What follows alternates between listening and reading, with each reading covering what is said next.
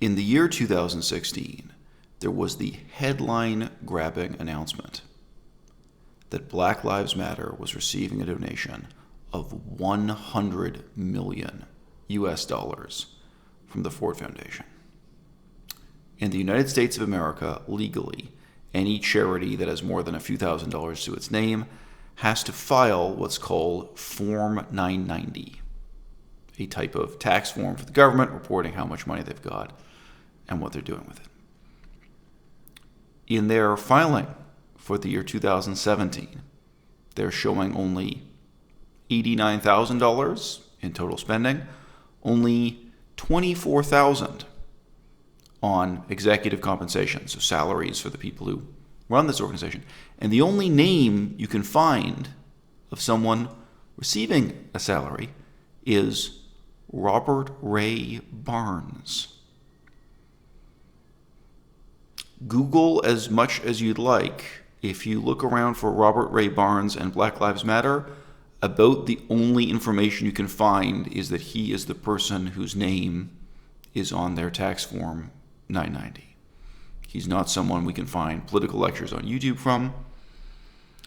How is it possible for a multi-million-dollar organization so prominently featured in the news on a daily basis in the year 2020 to remain fundamentally mysterious, both about what it does and what it's trying to do? Now, I'm putting the emphasis on point 2 there. All social movements are aspirational in nature, and most charity fundraising is aspirational in nature. I think it's completely fine, morally, ethically, politically, to come out and ask for donations and ask for support and try to sell t-shirts with your logo on it when all you have to sell is the idea of making the world a better place. That's what many of us have to do. It is a little bit strange that in the year 2020, Black Lives Matter wants to sell you a t-shirt with their logo on it for $30 when they received a headline-grabbing donation of $100 million in 2016. Full disclosure, when I received my first payment from YouTube for just $1,000, I decided to spend it giving my viewers t-shirts for free. I printed t-shirts with my channel's logo, and I asked them just to pay shipping and handling. I literally showed them the receipt from the post office for exactly how much shipping and handling was to send the t-shirt to them wherever they were. I gave away t-shirts for free when I had earned just $1,000. If you have received $100 million, I think many of your supporters would be in a position to ask, where are the free t-shirts? Or at least, couldn't this t-shirt be $15.99 instead of $30? This may seem shallow, but it's really quite profound. Organizations like PETA, People for the Ethical Treatment of Animals, they began in pursuit of a definite set of objectives. But then with the passage of time, the pursuit of self-promotion, the pursuit of news coverage, the promotions such as selling t-shirts, took over more and more of what the organization did, to the extent that no matter how many millions of dollars they have, it seems that PETA is in the business of absolutely nothing other than and nothing more than promoting PETA, whether that be news appearances, t-shirts, or what have you. In record time, and with a remarkably big budget, something similar happens to Black Lives Matter in the United States. And it's a shame because, to disclose my own bias, I do think there's a really important message to be communicated here. I do think there's a really important idea for a movement that could have existed. But already now in 2020, we have to look back at the last 4 years and say, where did all that money go? Where did the budget go? And where did all that potential go? The pent-up passion and interest and engagement of millions of people throughout the country and around the world. And now looking ahead, we have to ask, with all due skepticism, what is supposed to happen next? Now, one important footnote here. When you talk about $100 million, that's what newspapers put in their headlines. There's another eye-watering sum of $33 million from George Soros to Black Lives Matter. All right? These numbers, as with certain types of government budgets, like when President Obama would announce so many billion for one social program or another, sometimes you're looking at money that's going to be paid in installments over several years. Sometimes you're looking at money that's put into an endowment, like it could be $100 million sitting in an endowment and then they're given $100,000 a year. I don't know. Absolutely nothing in Form 990 for Black Lives Matter makes sense with this whatsoever. But apart from what actually is being done with the money, like apart from the question of where the money went, it's even more peculiar to try to puzzle out what was the cause that anyone was donating money to 4 years ago, and what cause now does this organization represent. 4 years ago, they had a manifesto on their website. And I made a YouTube video here discussing point by point what that manifesto said and what it left unsaid, and criticizing it, I think, in a fair and open-ended way, saying, look, this is not the way to define your organization. This is not the way to write a constitution explaining what it is you're going to do and what you're not going to do, and warning that this would lead to real problems in the future for the organization. Today, that manifesto has been deleted from their own website.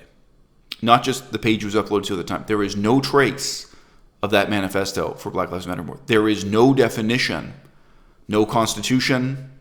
There is no text anywhere on the website that defines for you who they are, what they're doing, where your money will go, what it is even that they're trying to accomplish. Now, the organization has existed for enough years that you can judge them by their past accomplishments, by what they have done to some extent. However, they define themselves as a leaderless organization that does not attempt to control or direct the Black Lives Matter movement. They do, with some vague language, claim credit for some things that have happened. But whenever I look into the details, I can't see that Black Lives Matter, the actual organization, the actual charity that received donation, I can't see that they did anything, that they were involved in any way whatsoever. I'm going to give just one example, but this is telling. There was a shooting in Inglewood, and it was a black man and a black woman who had been out on a date, and apparently they passed out drunk in their own car at the end of this date. They were asleep in the car, and they had a gun. It is not actually clear to me if it was a handgun or a rifle on their lap, one of the two persons' laps, while they were lying there asleep. The police were alarmed. It's also not clear to me if the car was actually in a position where they needed to move the car out of the way. There are some details I don't know, and none of the newspaper articles had. A shooting eventually ensues after they managed to rouse these two people out of their sleep or drunken stupor. And by the way, the autopsy confirms that they were extremely intoxicated. It was alcohol, not some other exotic drug that was involved. And both of these people were shot dead. A ludicrous number of bullets were put into the car and put into them ultimately. So a very saddening, shocking event. However, even from the outline of that story, you can imagine it would be a much, much more difficult case to take to court, like to charge the police with homicide or even manslaughter, given those circumstances. If these were two people who had a gun in a car and who were refusing to come out of the car, and I don't know if shots were fired in both directions. I genuinely don't know, as much as reading have done this. There are claims on the internet attributing the public interest in this event and the protests, and even vaguely attributing the success of a lawsuit connected to the deaths of the wrongful deaths of these two people, to Black Lives Matter. And when I see that, I think right away, okay, well, this is an organization with millions of dollars. This is an organization. This is a large, famous, powerful organization. Did they hire the lawyer? Like, was it their case? In the same way that other large, well-funded organizations actually bring forward legal cases? I couldn't find any trace of that whatsoever. The only connection between Black Lives Matter as an organization and this case I could find anywhere on the internet was a very short text post on the Black Lives Matter website with a link to a petition for people to sign to raise awareness. Now, the actual phrase Black Lives Matter, I'm certain, appeared on posters and placards and people who did protest connected to the deaths of people. I'm sure it's become a very popular phrase. But if you're donating to this organization, if like George Soros, you're giving them $33 million, and all they're doing in connection to this case is putting a short text post. I mean, if you have millions of dollars, you could make a documentary film about this. You could do a lot of things to raise awareness, right? The same, even if you're talking about an organization like PETA, which I'm a critic of. PETA doesn't just put something on their website. They'll go out and do education programs in schools. They'll have advertising campaigns. There are a lot of things you can do if you have millions of dollars, but including actually hiring lawyers and pursuing a case. There is this vague sense in which Black Lives Matter as an organization is given credit for the outcomes in these situations when there are protests or when there is a lawsuit, and the lawsuit is even successful in favor of the black people who were slain by police. And I can't just say it's not clear to me that the organization did anything at all.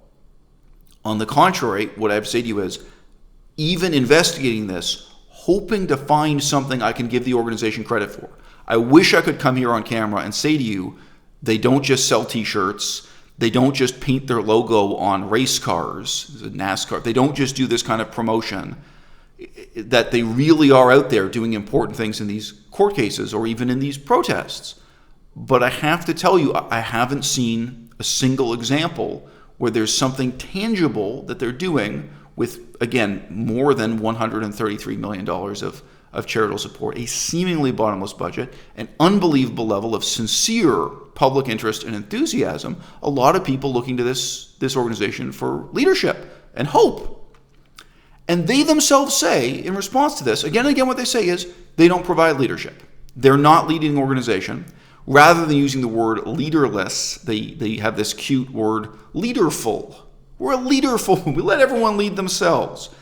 And as bad as the constitution of the movement was, that I made a YouTube video about more than 3 years ago discussing, as bad as their constitution was, as bad as the old definitions were, at least that provided some definition of who these people were and what they're trying to accomplish. Again, when I Google the name of the man who is quite literally the leader of the organization, according to their tax filings, I can't find a trace of who this is or what he believes or what he's trying to accomplish. I understand the aesthetic appeal of claiming to be a horizontal organization, a decentralized organization, an acephalous organization, a leaderless organization. I understand the egalitarian appeal of just saying, well, anyone anywhere can take a permanent marker and a piece of cardboard and write Black Lives Matter on it, and they're somehow participating in and are part of this movement. But guess what? Ultimately, there is a bank account that this money is being paid into. All right? When somebody pays $30 for that t-shirt, it's not the case that a few pennies go to each person or each chapter around the world. Ultimately, there is a question of personal responsibility financially. And there's a question of leadership in terms of the unbelievable lost potential, looking back at the last 4 years. And now we really have to ask ourselves about the lost potential in the next 4 years.